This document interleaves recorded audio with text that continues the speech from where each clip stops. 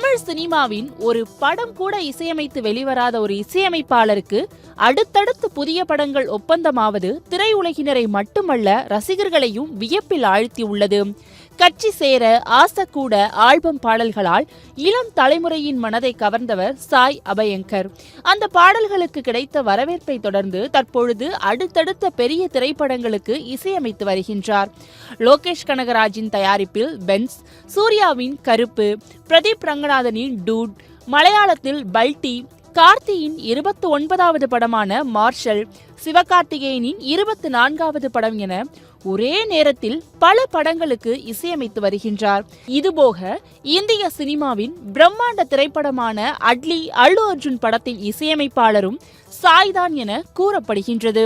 சாய் அபயங்கர் தனது திறமையை வெளிப்படுத்த தொடங்கி இருப்பது அவரது இசை பயணத்தின் அடுத்த படியாக பார்க்கப்படுகின்றது.